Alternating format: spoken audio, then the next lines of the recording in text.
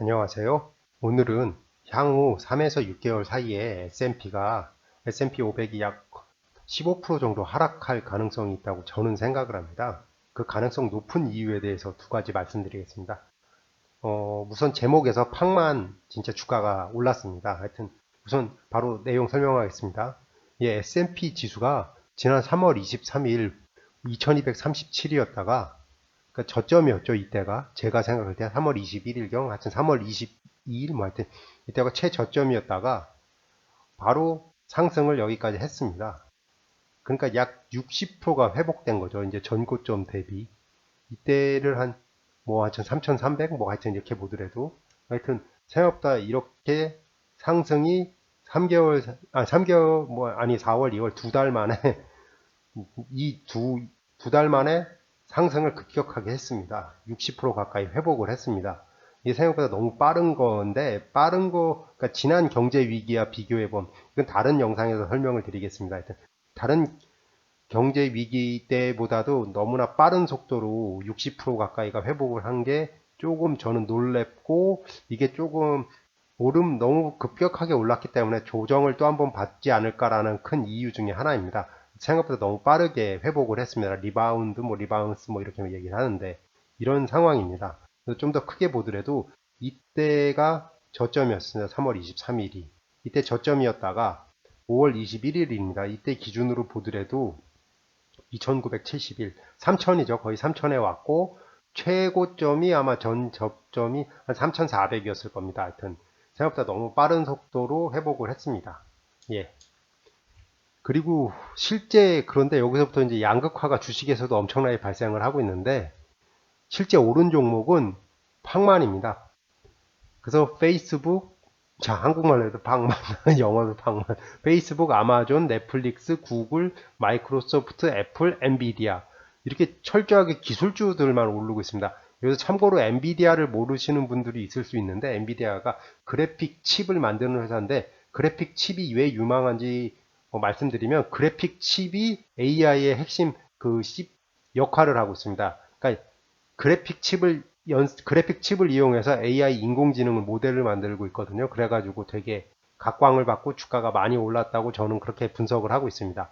뭐 다른 회사들은 뭐 따로 설명할 필요 없고요. 하여튼 그래서 이런 식으로 올라가고 있습니다. 근데 팍만 올랐다는 거.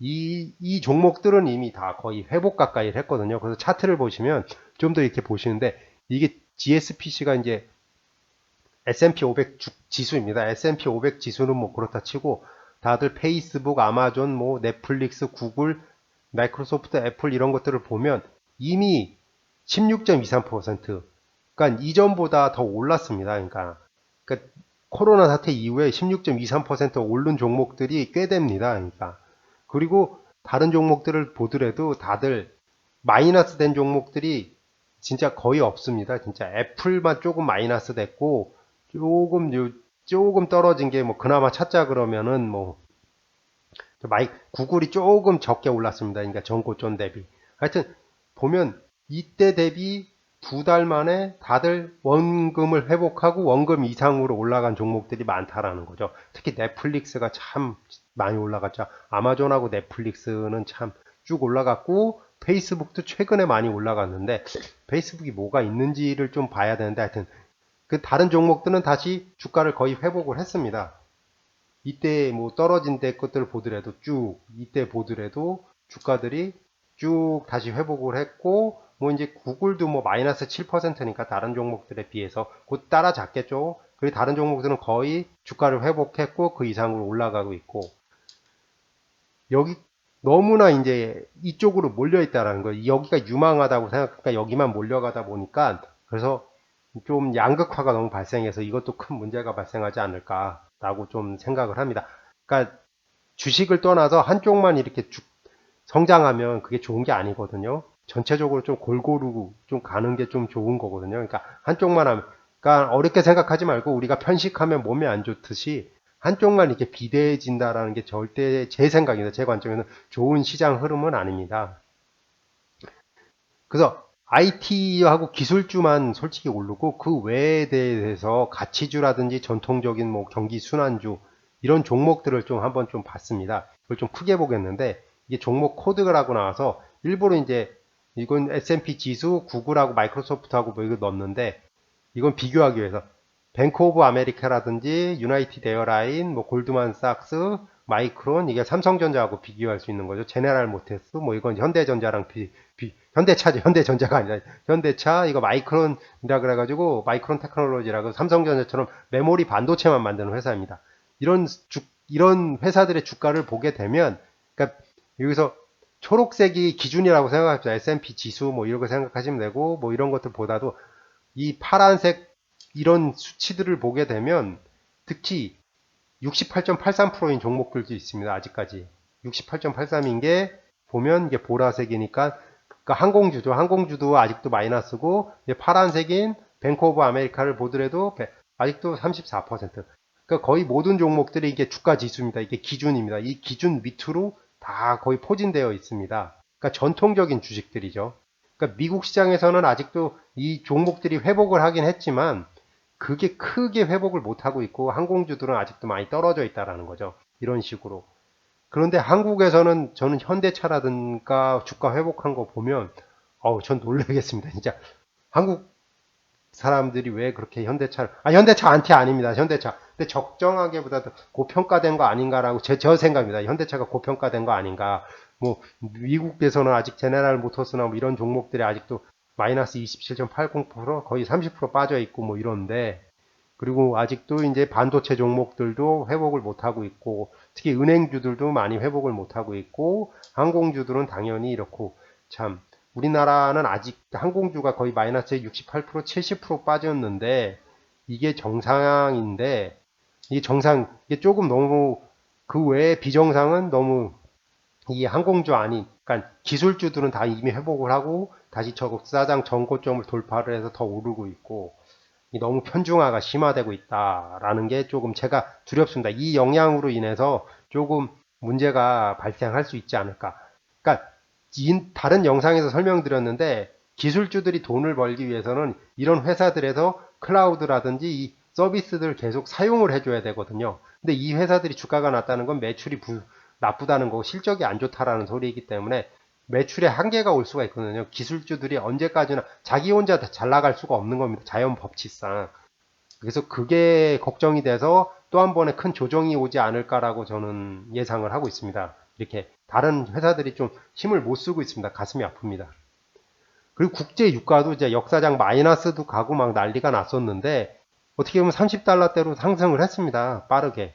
그러니까 국제 유가가 오르면 일반적으로 은행주라든지 뭐 유틸리티 하여튼 전반적으로 국제 유가에 종속되어 있는 산업들이 워낙 많아서 올라가거든요. 근데 국제 유가가 올라가도 IT 주만 오르고 있습니다. 그러니까 산업 전반이 올라가는데 국제 유가가 그래도 회복을 어느 정도 하면 이게 안 된다는 게, 좀 이번에 좀 많이 세상이 바뀔 것 같습니다. 이게 국제 유가가 이제 조정을 하지 않고, 유가가 이제 큰 바로미터라든지 영향을 주질 않고 이제 신재생 에너지 뭐 이런 걸로 거의 가고 있는 거 아닌가라고 생각을 하고 있습니다. 하여튼 국제 유가가 막 마이너스 되고 뭐 난리 났었죠. 원유 ETF. 그래서 예상보다 빠르게 반등을 했지만, 그거에 대해서 뭐 주식시장에서는 생각보다 오르고 있지 않다. 뭐 이런 게 조금 다릅니다. 진짜 다 기존의 그 경제 위기 때하고는. 예, 야후 차트를 거의 다 이용했고, 여러분들도 야후 차트 가서 보시면 저보다 더 다음 통찰력 확보하실 수 있을 겁니다. 예, 그리고 정리를 해보면 3월 23일에 S&P 지수가 2237이었다가 5월 20일, 이제 두 달 만에 다시 2971로 60%가 회복을 했습니다. 상승을 해서. 저점에 비해서. 그리고 팍만 지금 상승하고 있습니다. 진짜. 페이스북, 아마존, 넷플릭스, 구글, 마이크로소프트, 애플, 엔비디아. 진짜 이렇게 7개만 오르는 건 정말 좋은 현상이 아닙니다. 제 경험상. 이 회사들이 매출을 다른 회사로부터 해야 되거든요. 그 다른 회사들이 써줘야지 이 회사들이 계속 선순환이 이루어지는 거기 때문에, 전체적으로 이제 어느 정도 같이 회복해야지 이제 주가가 정상적으로 간다고 생각을 하거든요. 그래서 한 3에서 6개월 사이, 3에서 6개월 사이라고 하는 이유는 이제 실적들을 발표를 할 텐데, 실적들이 다른 곳에서 돈을 좀 받아와야 되는데, 그러니까 벌어야 되는데, 그게 안 되는 구조일 경우에는 좀 조정을 할 수 있을 거라고 생각합니다. 그러니까 가치주들이 경기 순환주들이 같이 좀 전반적으로 상승을 좀 해야지 다시 이제 10년 동안 있었던 불수 마켓이 열릴 거라고 보고 한 번 정도, 한두 번 더 조정을 받을 거라고 생각을 하고 뭐 그때 뭐 나는 좀 되게 보수적으로 투자한다. 그럼 확실하게 다 올라간 걸 확인하시고 투자하시기를 뭐 권장드릴 수 있습니다. 추천드릴 수 있습니다. 예. 이상으로 이제 좀 말씀을 드렸고요. 또 마지막은 또 제가 항상 드리는 말씀이죠. 뭐 저도 사람이라서 틀릴 수도 있고 잘못 말씀드릴 수 있습니다. 언제든지 댓글이라든지 뭐 의견 주시면 바로바로 뭐 수정하도록 노력하겠습니다. 그리고 또 이제 또 마지막이죠. 결국엔 투자 책임은 투자자에게 귀속될 수밖에 없습니다. 그걸 염두에 두시고 투자 책임을 모두 해당 투자자에게 있다라는 걸 염두에 두시고 이 영상 참고만 해주십시오. 예, 구독과 좋아요 부탁드립니다. 다음 유튜브 영상 제작에 정말 큰 도움이 됩니다. 시청해주셔서 정말 감사합니다. 오늘도 행복하세요.